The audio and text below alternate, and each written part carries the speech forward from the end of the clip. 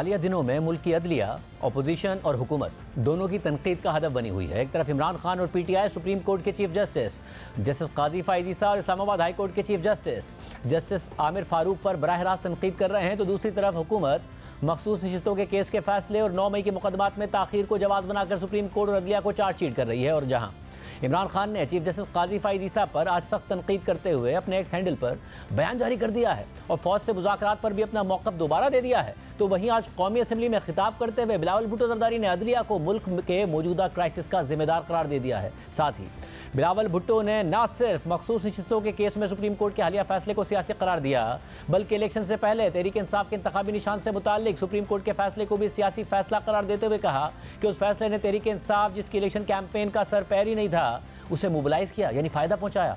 और बिलावल भुट्टो जरदारी का यह बयान इस लिहाज से ज़्यादा अहम है क्योंकि मौजूदा हुकूमत के बनने के बाद से ही सवालात उठाए जा रहे थे कि पीपल्स पार्टी अहम आईनी ओहदे तो ले लेगी मगर मुश्किल हुकूमती फैसलों का बोझ नहीं उठाएगी। मगर इस वक्त पीपल्स पार्टी हुकूमत के मुश्किल फैसलों के साथ खड़ी नजर आ रही है, इनका भरपूर दिफा भी कर रही है। जैसे कि नून लीग की हुकूमत तहरीक इंसाफ पर पाबंदी लगाने का ऐलान कर रही थी, तो पीपल्स पार्टी खुलकर इख्तलाफ करती हुई नजर नहीं आई, ताहम कोई वाज़ेह मौक़िफ़ भी नहीं दिया और मामला पीपल्स पार्टी के इजलास पर डाल दिया, जो अब तक नहीं हुआ। इसके अलावा जब सुप्रीम कोर्ट ने मखसूस नशिस्तों का फैसला दिया, तो नून लीग के साथ साथ पीपल्स पार्टी भी इस फैसले से खुलकर इख्तलाफ करने लगी, अवामी सतह पर फैसले पर कड़ी तनकीद करने लगी। और जहां नून लीग ने इस पर नज़रसानी की अपील दायर की, तो पीपल्स पार्टी भी पीछे नहीं रही और उसने भी नज़रसानी की अपील दायर कर दी। और फिर आज chairman people's party Bilawal Bhutto Zardari ने इस फैसले के तनाजुर में बात करते हुए कहा कि एक इदारा पार्लियामेंट में बार बार मुदाखलत करता है। मौजूदा क्राइसिस वज़ीर आज़म या किसी और की वजह से नहीं, बल्कि of the judiciary, by the judiciary, for the judiciary है। इस वक्त जो क्राइसिस ऑफ द मंथ है, जो अदारे के दरमियान एक फासला नजर आ रहा है, और ये फासला इसलिए बन रहा है कि एक अदारा इस अदारा में बार बार मुदाखलत करता है। जैसे अरशद नदीम साहब ने कोई गोल का तारीख रकत की है, तो हमारा जुडिशरी ने भी जनाब स्पीकर वैसे वर्ल्ड रिकॉर्ड्स तोड़ दी है। पाकिस्तान का जो जुडिशरी है वो इतना काबिल है कि वो ना सिर्फ अदालत चलाते हैं, वो तो जनाब स्पीकर डैम भी बना सकते हैं, महंगाई का मुकाबला भी कर सकते हैं, वो तो समोसे और टमाटर की कीमत भी अदा कर सकते हैं, तय कर सकते हैं। कहाँ पाकिस्तान की सियासत में एक स्टॉर्म इन टी कप को एक फुल ब्लोन कॉन्स्टिट्यूशनल क्राइसिस में तब्दील किया जा रहा है, और ये क्राइसिस का जिम्मेदार ना आप हो जनाब स्पीकर, ना मैं हो, ना वजीर आजम, ना इस हाउस में कोई बैठा हुआ शख्स। This is a crisis of the judiciary, by the judiciary and for the judiciary. जी तशरीफ रखें, वो वाइंड अप करने आप रिस्पॉन्ड करें भाई, मैं आपके खिलाफ कहां बोल रहा हूं। Calm down, calm down. Bilawal Bhutto न सिर्फ मखसूस नशिस्तों के फैसले पर तनकीद कर रहे थे, बल्कि उन्होंने तहरीक इंसाफ से बल्ले का निशान लेने के सुप्रीम कोर्ट के फैसले को भी सियासी करार दिया और कहा कि इलेक्शन से पहले आखिरी वक्त में सुप्रीम कोर्ट ने यह फैसला देकर तहरीक इंसाफ को फायदा पहुंचाया।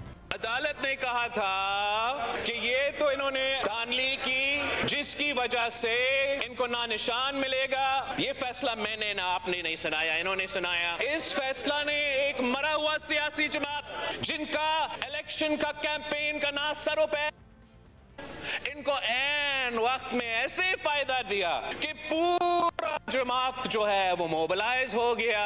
आखिरी वक्त में ये फैसला लेना, उसका सियासी असरात भी थे। अब कहा जा रहा है जनाब स्पीकर, असल में हमने ये कहा ही नहीं, असल में ये है जो इन्होंने मांगा भी नहीं, जो आइन और कानून में गुंजाइश भी नहीं। हम ऐसी सियासी फैसला देते हैं जिससे इनको बस आप ऐसे दे दे ये सीटें, जैसे ये टॉफी है और ऐसे आप बांटे। मगर जब सुप्रीम कोर्ट ने फैसला दिया था और बल्ले का निशान तहरीक इंसाफ से लिया था, तो बिलावल भुट्टो जरदारी ने चीफ जस्टिस की तारीफ की थी।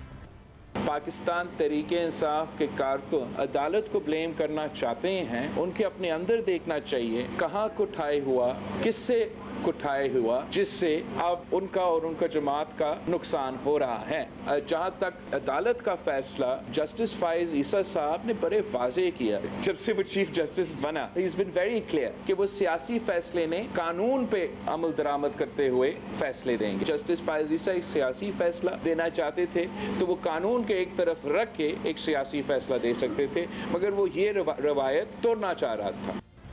आज कौमी असेंबली में बिलावल भुट्टो ज़रदारी अदलिया पर तनकीद कर रहे थे, तो इससे पहले इमरान खान का जेल से पैगाम सामने आया था, जिसमें उन्होंने चीफ जस्टिस काजी फ़ाइज़ ईसा पर तनकीद करते हुए कहा कि चीफ जस्टिस काजी फ़ाइज़ ईसा ने रियासत के साथ हम पर जुल्म करने में मुकम्मल शराकतदारी की है और इस जुल्म और फस्तायत में पूरा साथ दिया है। इसी तासुब और इंसाफ की अदम फराहमी की बुनियाद पर हमने काफ़ी अरसे से जस्टिस काजी फ़ाइज़ ईसा की मेरे मुकदमात से अलहदगी की दरख्वास्त दे रखी है। 8 फरवरी के इंतखाबात में भी हमारी पार्टी से बल्ले का निशान छीन कर जस्टिस काजी फ़ाइज़ ईसा ने जिस तरह PDM और इलेक्शन कमीशन की सहूलत कारी की थी, वो सबके सामने है।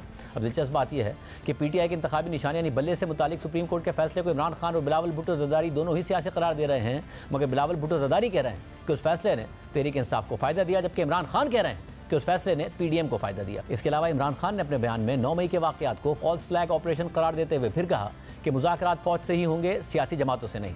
इमरान खान के बयान के मुताबिक मुज़ाकरात की ख्वाहिश को कमज़ोरी से ताबीर न किया जाए। मेरे लिए मेरा मुल्क पाकिस्तान मुक़द्दम है और इसी के सियासी और मुआशी मफाद के लिए मैं कशीदगी में कमी का हामी हूँ। मुज़ाकरात मशरूत और असल फैसला साजों से ही होंगे। हुकूमत में मौजूद रेलू कट्टे अपने इक़्तिदार को दवाम देने के लिए मुल्की मफाद को दाव पर लगाना चाहते हैं। ये रेलू कट्टे फ़ौज को वरगलाते हैं कि तहरीक इंसाफ को ख़त्म कर दो। क्या 90% अवाम की नुमाइंदा जमात को ख़त्म करना मुमकिन है? जो भी ये ख्वाब देख रहा है उसे तारीख से सबक सीखना चाहिए। जबकि आज बिलावल भुट्टो ज़रदारी ने कौमी असेंबली में खिताब के दौरान सियासी जमातों के दरमियान मुज़ाकरात की अहमियत पर जोर दिया। मशवरा होगा, अगर हम आपस में बातचीत करेंगे तो चाह हम अपने मुआशी लॉ एंड ऑर्डर सिचुएशंस का मुकाबला कर रहा हो या इस हाउस का हम सब सियासतदानों का स्पेस की बात हो, तो मैं 100% इस बात पे यकीन करता हूँ कि हम में इतना सलाहियत है कि हम बेयर मिनिमम कंसेंसस बना के इस शहर को, हमारा सियासत को जो इस वक्त डिसफंक्शनल बन चुका है, उसको फंक्शनल बना सकेंगे। इसके बाद पार्लियामेंट के बाहर मीडिया से बात करते हुए अपोजिशन इत्तेहाद के सरबराह महमूद खान अचकज़ई ने बिलावल भुट्टो ज़रदारी की बात की तायद कर दी और साथ ही दोबारा कहा कि अगर मुझे कोई फ़ौज से मुज़ाकरात का कहेगा तो मुज़ाकरात फ़ौज को सियासत से ऑनरेबल रिट्रीट देने के लिए होंगे। कहते हैं कि मुज़ाकरात सिर्फ फ़ौज से होंगे, इख्तियारों के पास ही है, सियासी जमातों से या हुकूमत से। फ़ौज से अगर मुज़ाकरात मैंने करनी है, अगर कोई मुझे कहे हमने इस बुनियाद पर मुज़ाकरात करनी है कि उनको ऑनरेबल रिट्रीट का रास्ता दे, they should get out of politics. इसके लिए हमको बहुत बाइज़्ज़त रास्ता देंगे और ये नहीं कि मुझे बिठाओ, किसी को निकालो, इमरान खान को प्राइम मिनिस्टर बना लो, और नहीं, ये नहीं। आज बिलावल भुट्टो पे जितने हमारे साथियों ने इतराज़ात किए, उनका आखिरी पैराग्राफ ये था कि हमें आईन के लिए, पार्लियामेंट के इख्तियार के लिए एक दूसरे को मौका देना चाहिए, एक दूसरे से बात होनी चाहिए। They are ready, everybody is ready.